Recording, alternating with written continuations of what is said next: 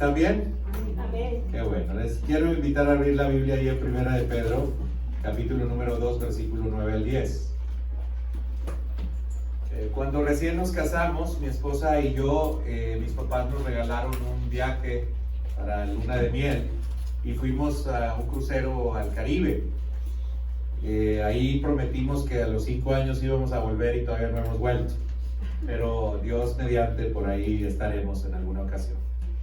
En este momento, en ese tiempo, pues hubieron anécdotas muy bonitas que tenemos y hay algunas ahí que se quedaron guardadas.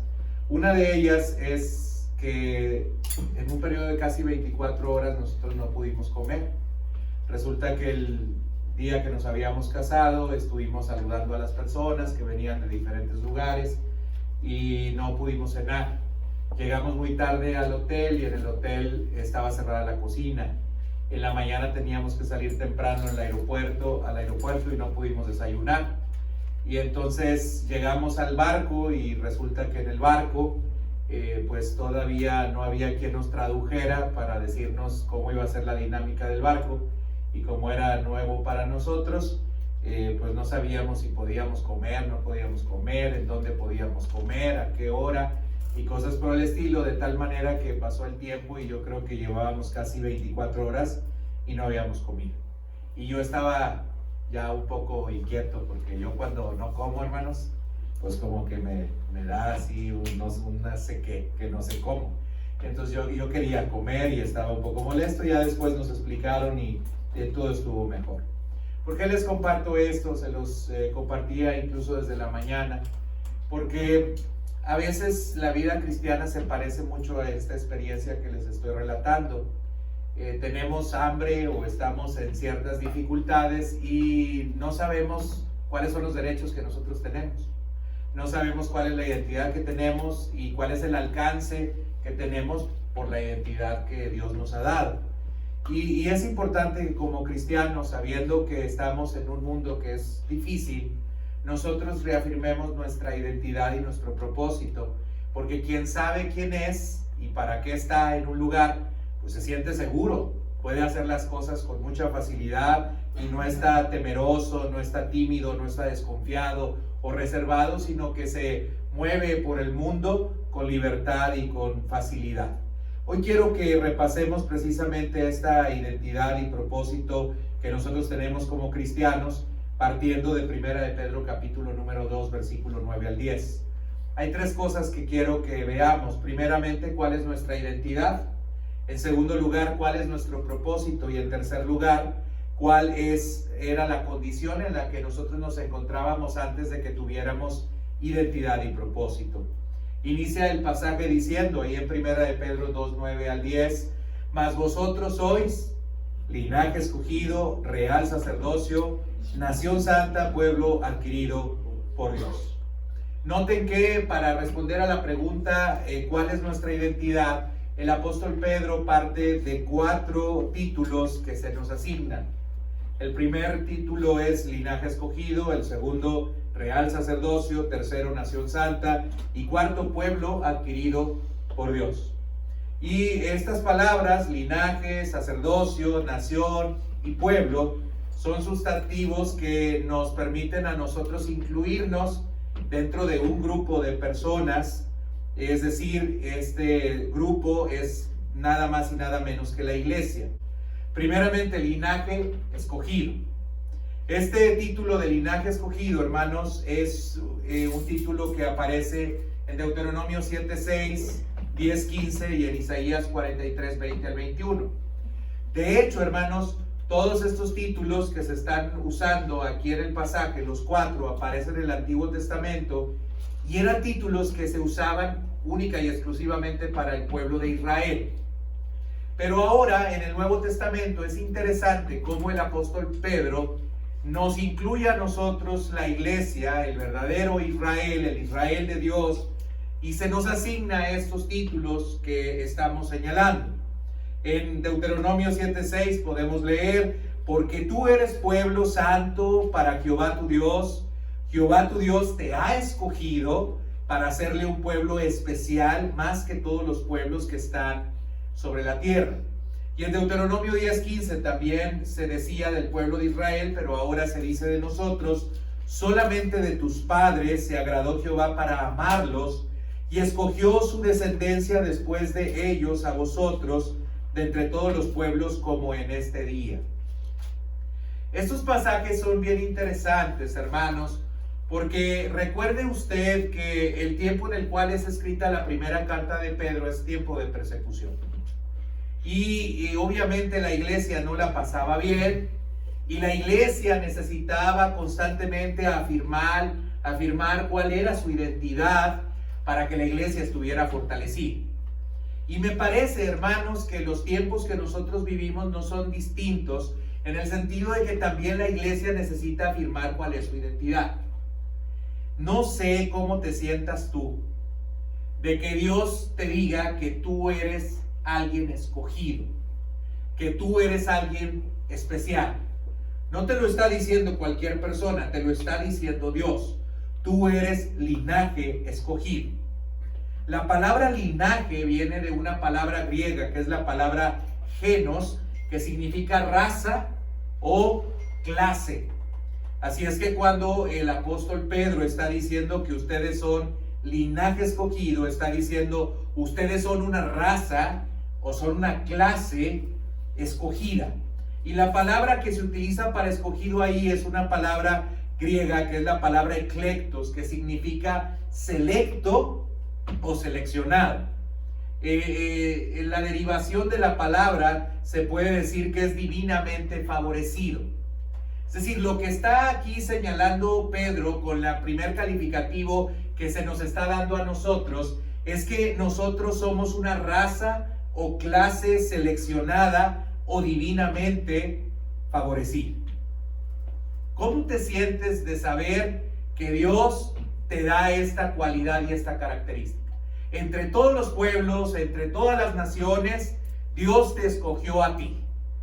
Algunos pueblos se jactan de que tienen ojos azules, que son muy altos, que tienen el cabello rubio, que viven en algunas zonas que han sido quizás más favorecidas por el lugar en el cual se encuentran, y hay a veces cierto orgullo de algunas clases o de algunos grupos o de algunas razas porque ellos consideran que son mejores que otras.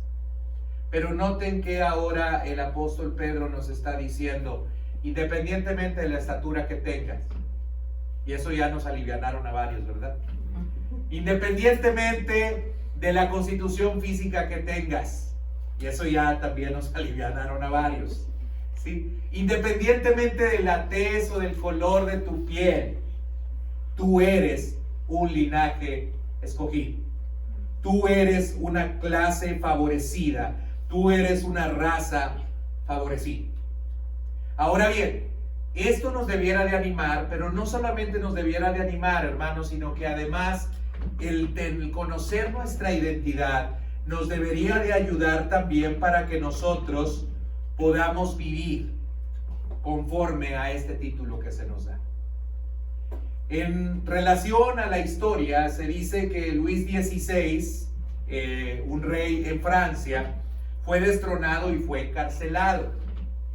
Y para evitar que su hijo luego quisiera acceder al trono, le perdonaron la vida, pero quisieron hacer algo con él y dijeron, vamos a llevar a este príncipe a un lugar en el cual él se encuentre muy apartado, le vamos a ofrecer una vida muy licenciosa, le vamos a poner en situaciones de mucha tentación para que él caiga moralmente a la ruina y de esta manera le dé miedo o le dé más bien vergüenza el pedir que a él lo hagan rey.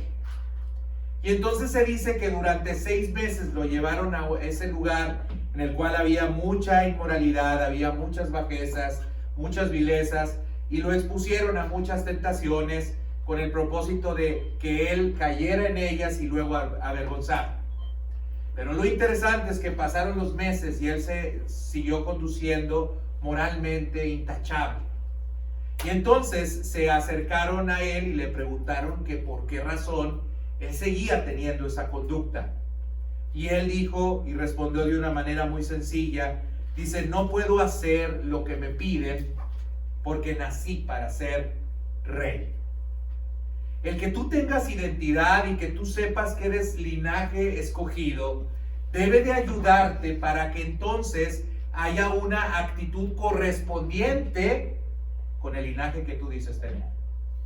Si tú tienes un linaje especial, entonces tú no te puedes comportar ni conducir como se comporta cualquier otra persona. Dicho de otra manera y como coloquialmente decimos, hay niveles. Y usted y yo tenemos otro nivel. No basado ni fundamentado en algunas clasificaciones que ha hecho el mundo o los seres humanos, que son clasificaciones no muy justas. Pero usted debe de saber, hermano, que a pesar de que a lo mejor alguno lo menosprecia, a lo mejor alguno no le asigna mucho valor, a lo mejor alguno no cree que usted es una persona importante porque no vive bajo los mismos criterios y bajo el modelo que vive el común de la gente, usted no debe de perder identidad y debe de saber que usted es linaje escogido. Dios lo escogió a usted. Entre todos los pueblos, entre todas las naciones, Dios en su gracia se fijó en usted. Usted tiene identidad y usted por lo tanto debe de tener una conducta apropiada con la identidad que Dios le ha dado. Pero luego se nos dice que no solamente somos linaje escogido, sino que se agrega, ustedes son real sacerdocio. En el Antiguo Testamento, hermanos, al principio el sacerdocio y la realeza eran dos cosas que estaban separadas o que estaban apartadas. Es decir, quien era rey no podía ser sacerdote, quien era sacerdote no podía ser rey. Esto es muy claro, recordará usted aquel pasaje en el cual Saúl, rey de Israel, primer rey de Israel, se anticipó y se adelantó a hacer un sacrificio para poder ir a la guerra, porque Samuel, el profeta, no llegaba y él creía que el pueblo se iba a desesperar, se le iba a ir y no iba a poder tener suficientes personas para ir a la guerra.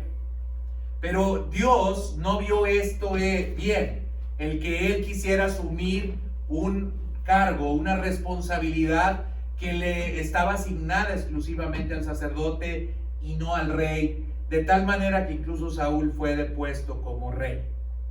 Esto ocurrió al principio, hermanos. También otra cosa que debemos de saber y que nos dice el Antiguo Testamento en relación al sacerdocio, es que el sacerdocio, hermanos, se ejerció en un momento dado por los cabezas o jefes de familia. Era muy común antes de que llegara la ley que aquellos que eran considerados como sacerdotes pues eran los jefes de familia. Lo podemos ver desde Noé, ahí en el capítulo 8, versículo 20. Vemos cómo Noé en Génesis, él estableció y hizo un altar para alabar y para adorar a Dios.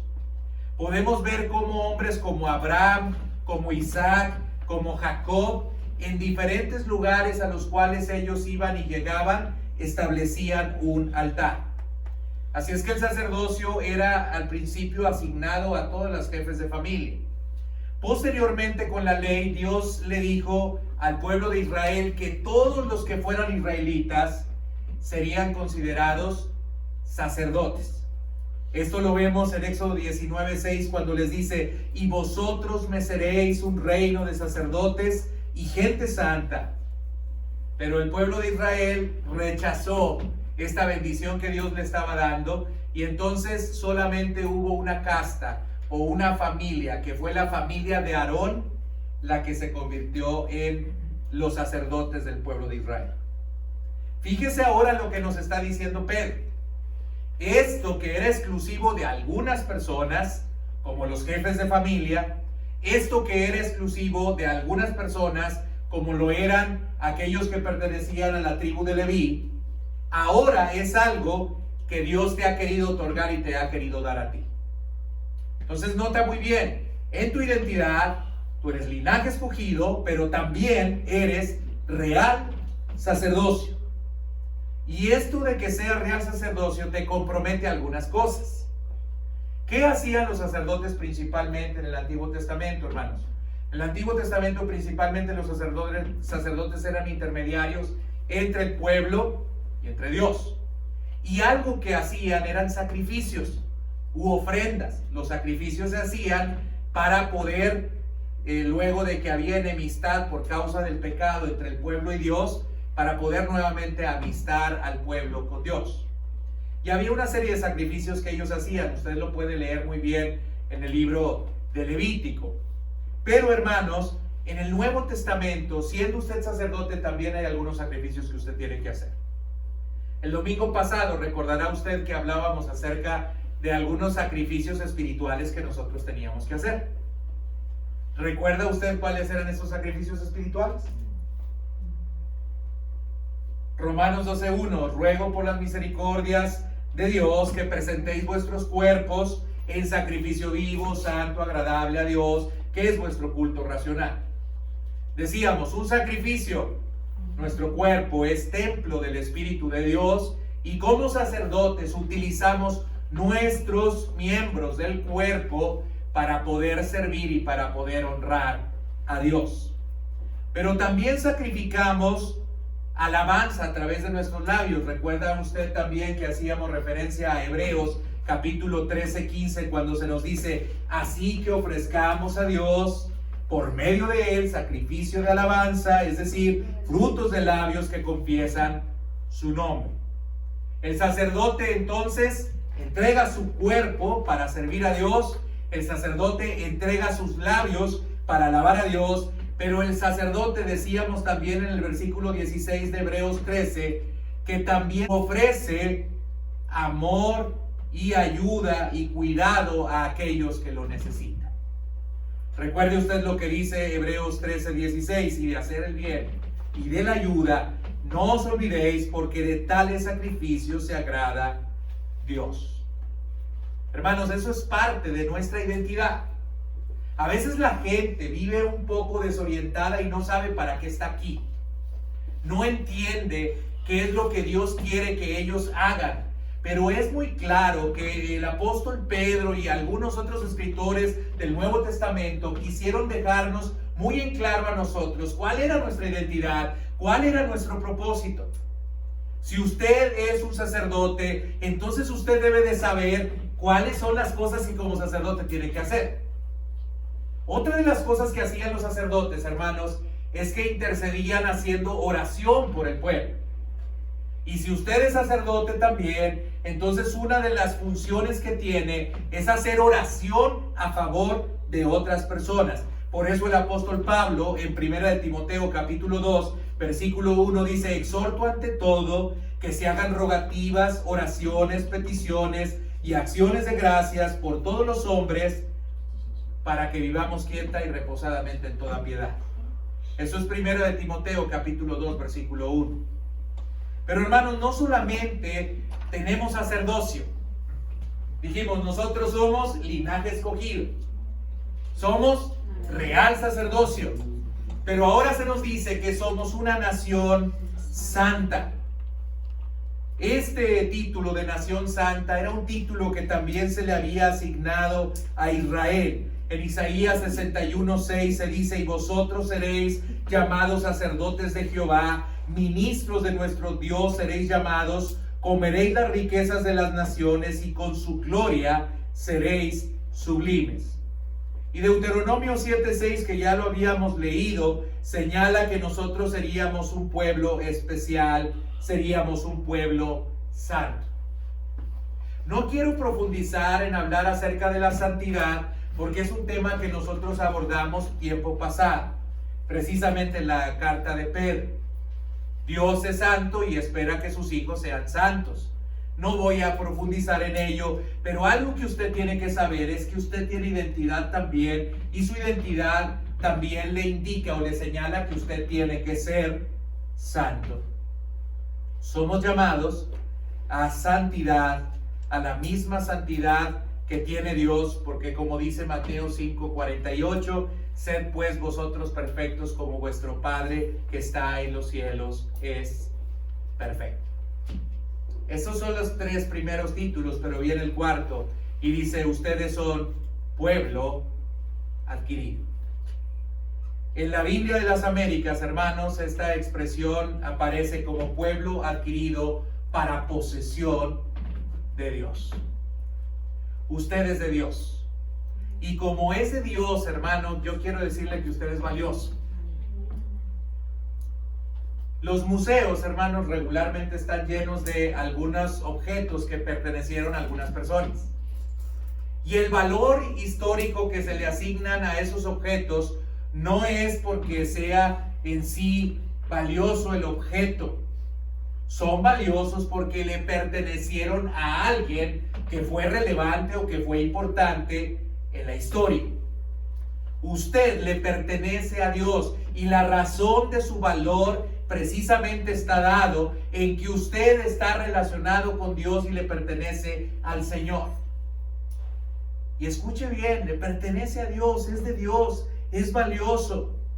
Aunque la gente no lo juzgue así, aunque la gente no lo vea así, aunque la gente le menosprecie, aunque la gente le devalúe, aunque la gente no lo considere, usted es valioso, usted es pueblo adquirido por Dios. Apocalipsis 5:9 dice: y cantaban un cántico nuevo diciendo: digno eres de tomar el libro y de abrir sus sellos, porque tú fuiste inmolado y con tu sangre compraste para Dios a gente de toda tribu, lengua, pueblo y nación. Y entre esos estamos nosotros, hermanos. Nosotros hemos sido comprados por Dios. Pero, hermanos, si hemos sido comprados por Dios, mi pregunta es: ¿realmente tú te sientes valioso? ¿O te dejas guiar por los criterios que establece el mundo para saber si realmente vales o no vales? ¿Cuáles son los criterios que establece el mundo? Criterios que establece el mundo puede ser la economía. Económicamente estás bien, vales. Criterios que establece el mundo: estudios. Estudiaste mucho, vales. Criterios que establece el mundo: dónde vives, o qué vistes, o qué tienes, vales. Pero esos no son los criterios que establece Dios. Somos valiosos porque estamos relacionados con Él, hermano. Y la iglesia de este siglo en el cual está escribiendo el apóstol Pedro era una iglesia que quizás no tenía las cosas que el común de la gente valoraba o consideraba realmente importantes. Y hoy a lo mejor algunos de nosotros podemos también carecer de algunas de estas cosas. El apóstol Pablo en algunas de sus cartas decía a la iglesia: y considerar que no sois muchos de vosotros sabios, ni son entendidos, porque de lo débil, de lo necio del mundo escogió Dios para avergonzar a lo que es. Hermanos, no debemos nosotros despreciarnos a nosotros mismos o despreciar a la gente a partir de algunos valores o criterios que ha establecido este mundo. Usted es valioso, tiene identidad. Pero Dios le ha dado identidad con un propósito. No solamente tiene identidad y ya, no solamente puede presumir a los demás o puede decirle a los demás: ¿sabes qué? Yo no soy príncipe, soy rey. No solamente le puede decir a los demás: yo soy sacerdote, yo soy escogido por Dios, yo soy un linaje especial. Dios me ha tratado de una manera significativa, importante y relevante, y un trato especial me ha dado a mí. Hay un propósito que usted tiene en su vida y viene ahí en el pasaje. ¿Cuál es el propósito? Dice: para que anunciéis las virtudes de aquel que os llamó de las tinieblas a su luz admirable. Hay varias definiciones, hermanos, que podemos dar a la palabra anunciar. Anunciar puede ser entendida como dar públicamente o por primera vez una información. Así es que si nosotros somos llamados a anunciar, algo que somos llamados a hacer es a dar por primera vez una información. También se define a la palabra anunciar como decir una cosa en voz alta y públicamente, preferiblemente de forma solemne y de manera constante. Vean todas las cualidades que se les da a la palabra anunciar. Primeramente es decir algo en voz alta. ¿Cómo se anuncia? Escondiéndonos, tapándonos la boca para que no nos escuchen con sus cubrebocas. ¿Cómo anunciamos? Anunciamos con voz alta y públicamente.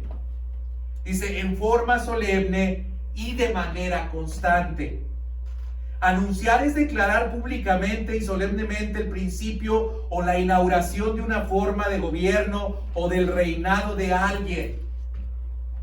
Se hacían anuncios en aquella época en la cual se escribe esta carta, cuando llegaban los reyes a través de alguienes que se conocían como heraldos. Y los heraldos pues llegaban y seguramente ustedes han visto o películas o han visto a lo mejor alguna caricatura en la cual empezaban y la trompeta para dar un anuncio. Bueno, anunciar es hablar fuerte, es llamar la atención a los demás, es decirles que algo importante ha ocurrido o ha sucedido. También otra manera en la cual se describe la palabra anunciar es el que nosotros demos en medio de una multitud de individuos gritos y alabanzas hacia una persona.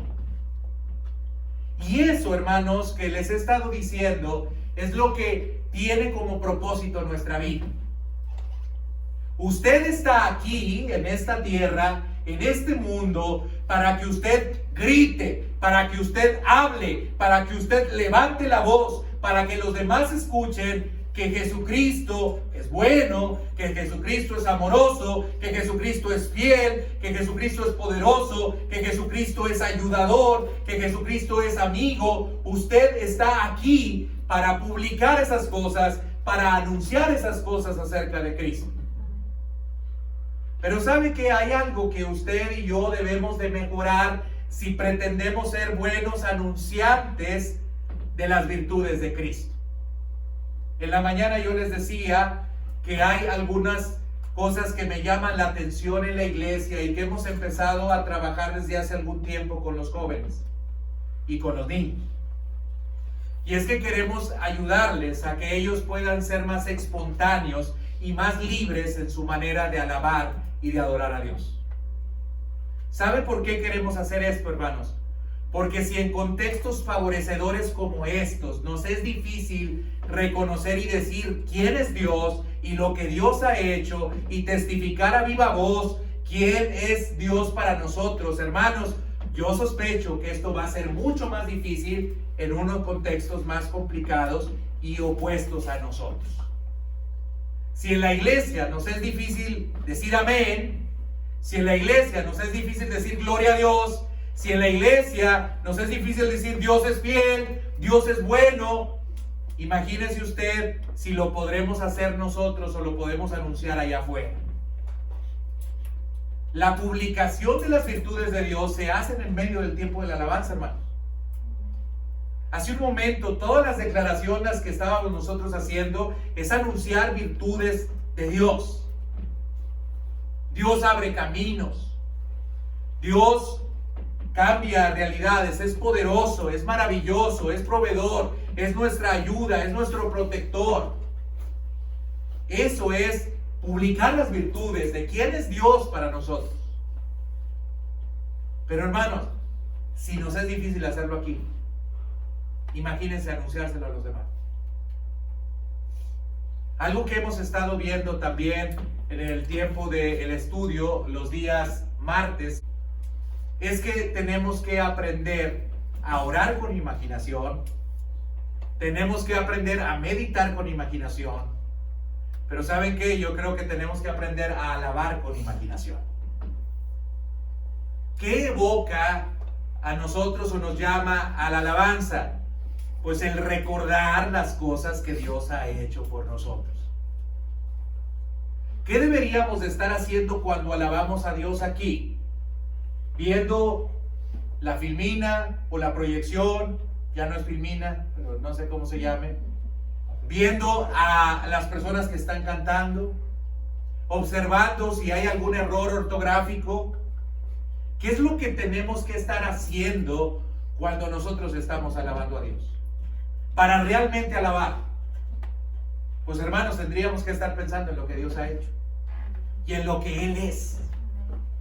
Cuando tú estás alabando, deberías de estar pensando, hoy me levanté, podría no haberme levantado. Cuando estás alabando a Dios, podrías estar pensando, oye, hoy comí, pude haber no comido. Hoy tengo que vestirme, podría no tener que vestir. Tengo un lugar en donde vivir, podría estar agradecido con ello. Tengo familia, tengo a mis hijos están al lado mío. Podrían estar en otro lugar, podrían estar haciendo otras cosas, pero están aquí junto conmigo. Mis hijos están haciendo cosas buenas. Ayer 15 muchachos ahí andaban pintando y limpiando. Hermanos, otros muchachos no se juntan para eso.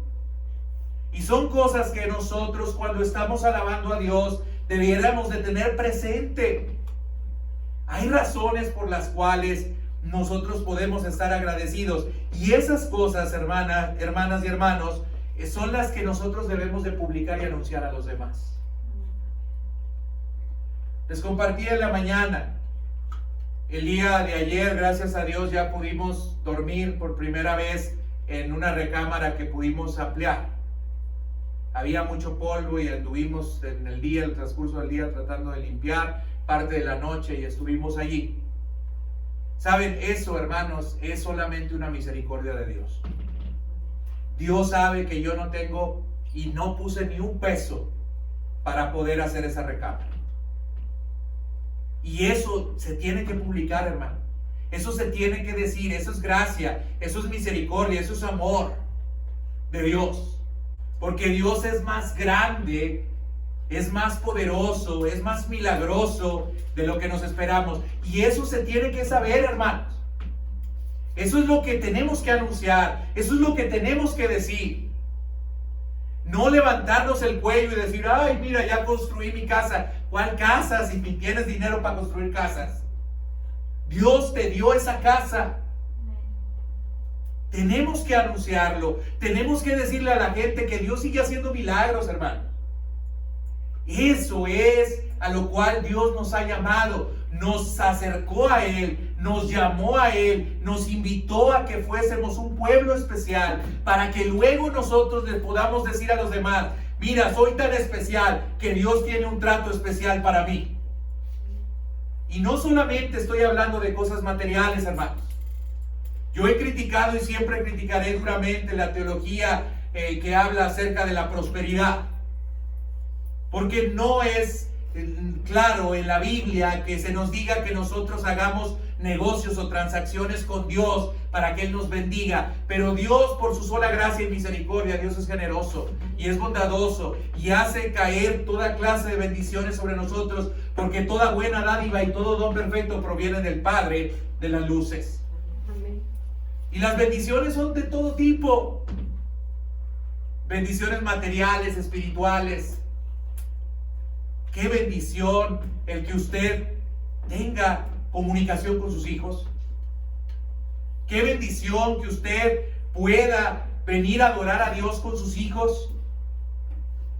Dios ha sido bueno y eso, hermanos, es milagroso, Hay muchas familias que están completamente desarticuladas. Hay muchas familias que están completamente desintegradas. Y Dios le ha dado a usted una familia distinta. Y quiero decirle, se lo ha dado, Porque sin Dios, ¿quién sabe dónde estaría su familia? Porque sin la guía y la dirección de Él, ¿quién sabe qué hubiéramos hecho ya nosotros? Pero nos encontramos con el Señor, nos encontramos con Dios, y al encontrarnos con Él, entonces empezó una transformación y un cambio en nuestras vidas que los demás tienen que conocer y tienen que saber. Pero necesitamos, hermanos, hacer memoria. Necesitamos tener una imaginación más despierta. Tenemos que darnos cuenta que Dios ha hecho muchas cosas a favor de nosotros y que podemos publicar. Y algunas de ellas, hermanos, no necesariamente se tienen que decir hablando. Se dicen haciendo. Hay un personaje, hermanos, que se llama Doug Nichols. Este personaje es un hombre que generó un movimiento que se llama Operación Movilización, que es un movimiento de evangelismo en el mundo. Antes de empezar este movimiento, él fue como misionero a la India y se aventuró a la India sin saber todavía el idioma, y estando allá enfermó de tuberculosis. Y estando él enfermo en el hospital, las condiciones del hospital eran muy malas, muy deficientes, y le tocó ver algunas cosas muy duras. Vio a un ancianito que una noche, por no tener fuerza para poderse levantar e ir al baño, se hizo de sus necesidades en la cama. Y como una enfermera molesta con el viejito, llegó y golpeó al viejito por haber hecho eso, lo cambió de mala gana y lo volvió a poner ahí. A la siguiente noche volvió a ocurrir exactamente lo mismo. Así es que él, aunque estaba muy difícil que se pudiera mover, no tenía mucha fuerza, ya no quiso que eso sucediera, se levantó, trató de ayudarle al viejecito en la noche para llevarlo al baño, lo llevó al baño y eso evitó que el viejecito fuera golpeado nuevamente. Hasta ese momento, este misionero había tratado de dar a todas las personas algunos libretitos o panfletos para que ellos pudieran conocer el evangelio. Pero cada vez que él se acercaba con alguien, nadie se lo recibía. Pero cuando ellos vieron lo que él había hecho por el anciano, entonces las personas que estaban en el hospital se empezaron a acercar a él para pedirle los folletitos que él traía. Hermanos, tenemos que anunciar las virtudes de Dios. ¿Cómo usted puede ayudar a otra persona a conocer lo que Dios es? ¿Cómo usted puede expresar las virtudes de Cristo en su propia vida para que los otros le puedan conocer? Yo le quiero invitar a que usted lo haga, hermano. Juéguesela. Dice la Biblia, no nos cansemos de hacer el bien porque a su tiempo segaremos y no desmayamos. Hay cosas que a veces hacemos y que decimos, chihuahua, o sea, volví a caer en lo mismo, traté de ayudar, traté de auxiliar, traté de apoyar y lo único que me llevé fue decepción. Y a veces hasta conflictos y problemas por querer andar a ayudar. Como dice mi mamá, ella es muy buena para los dichos. Dice, quise hacerla de redentor y salí de crucificado. Bueno, hermano, yo quiero decirle, aunque salga de crucificado, haga el bien. Exprese las virtudes de aquel que le llamó de las tinieblas a la luz. Porque sabe una cosa, hermano, la condición de usted antes de que estuviera en la luz era la oscuridad. La condición de usted antes de que usted fuera escogido y elegido por Dios, y ya entendemos la elección porque la hemos predicado y anunciado aquí. ¿Sabe qué? Antes de que usted fuera elegido, usted estaba en una condición terrible. Hace algún tiempo estaba platicando con una persona, no recuerdo ni siquiera con quién, pero me decía esta persona, desde que llegué a Cristo hay cosas que son bien claras para mí y que antes estaban veladas a mí. No las podía ver. Me parecía que ese estilo de vida era normal, era natural. No veía el mal que me producía ese estilo de vida o eso que yo hacía. Dice, pero desde que vine a Cristo tengo una claridad de las cosas y tengo un entendimiento de las cosas completamente distinto. Y esto, hermanos, es natural. Usted vivía en la ignorancia. Dice primera de Pedro 1:14, como hijos obedientes, no os conforméis a los deseos que antes tenían, estando en vuestra ignorancia. Usted ignoraba muchas cosas.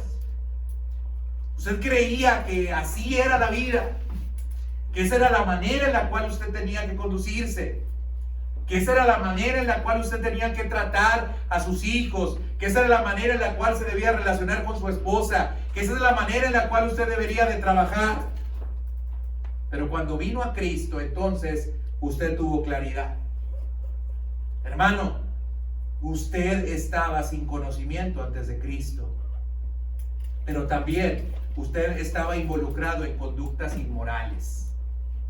Primera de Pedro 4, 3 y 4 dice: baste ya el tiempo pasado para haber hecho lo que agrada a los gentiles, andando en lascivias, concupiscencias, embriagueces, orgías, disipación y abominables idolatrías.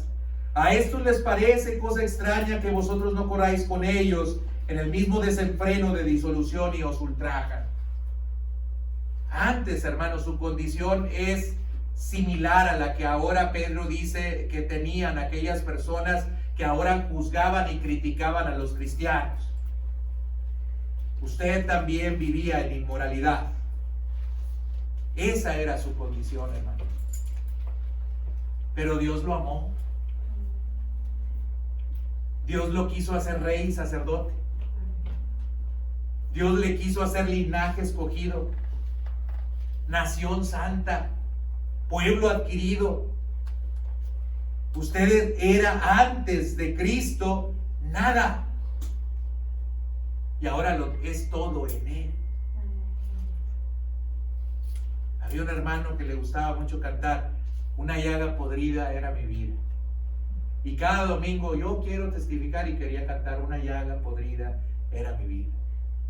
Perdido en la basura tú me encontraste.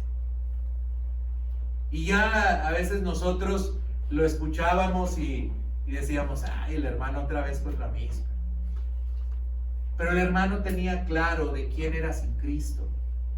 Y estaba agradecido con Dios porque de ahí Dios lo había sacado. Había otro hermano que siempre cantaba: ya vengo de allá de cometer pecado. Le decíamos: ya no vaya, hermano, entonces. Que siempre iba a cometer pecado y ya vengo de allá, ya no vaya, hermano, ya no vaya, por favor. Pero sabían dónde estaban. Y Dios en su gracia los rescató y los alcanzó. ¿Dónde estaría usted, hermano, sin Cristo? ¿Qué hubiera sido de su familia? ¿Qué hubiera sido de su matrimonio? ¿Qué hubiera sido de sus hijos? ¿Qué hubiera sido de su trabajo? ¿Qué hubiera sido su vida sin Cristo? Hermano, usted tiene identidad y Dios se la dio. No sabía ni para qué estaba aquí. No entendía para dónde iba. Iba para donde iba el montón, pero no tenía claridad ni lucidez sobre cuáles eran los propósitos que Dios tenía para su vida. Pero Dios le alcanzó. Qué bendición, hermanos. Tenemos identidad y tenemos propósito. Es terrible vivir sin sentido en la vida. Es terrible vivir sin saber para qué estamos aquí y hacia dónde vamos. Pero Dios nos definió y Dios nos encontró.